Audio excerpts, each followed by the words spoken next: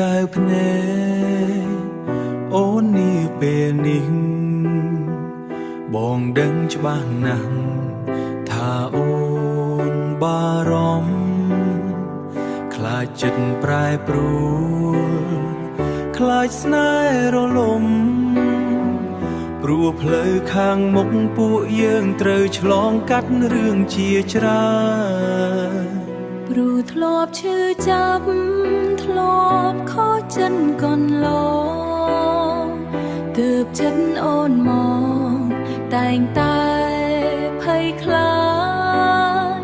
ខ្លាចចិត្តបងបដូរខ្លាចស្នេហ៍វិនាង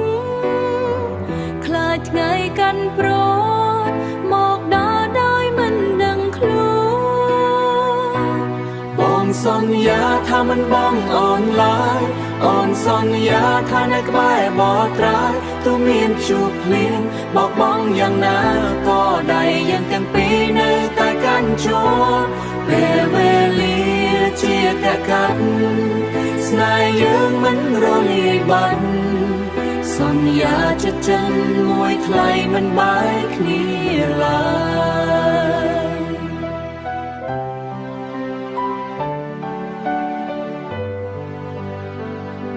ស្នាមញញឹមអូនជាកម្លាំងចិត្តបងនឹងពៀពុំគ្រប់ឧបសគ្គថ្លៃដើម្បីអនាគតដើម្បីថ្ងៃថ្មីដៃបងទាំងពីរនឹងការពីអូនរហូតទៅដីសុខរបស់អូនគឺមានបងក្បែរអូនជឿជាងលើសំដីបងហើយចិនស្មងមួយនេះជូនបងមិនធូរស្បើយសូមធ្វើជាខ្នាយកុំដល់រូបបងរៀងរហូតបងសន្យាថាមិនបងអូនឡើយអូនសន្យាថានៅក្បែរបត្រាយទោះមានព្យុះភ្លៀងបោកបង់យ៉ាងណាក៏ដៃយើងទាំងពីរនៅតែកាន់ជួបពេលវេលាជាតែកាត់ស្នេហ៍យើងមិនរលាយបាត់សន្យាចិត្តចិនមួយថ្លៃមិនបែកគ្នាឡើ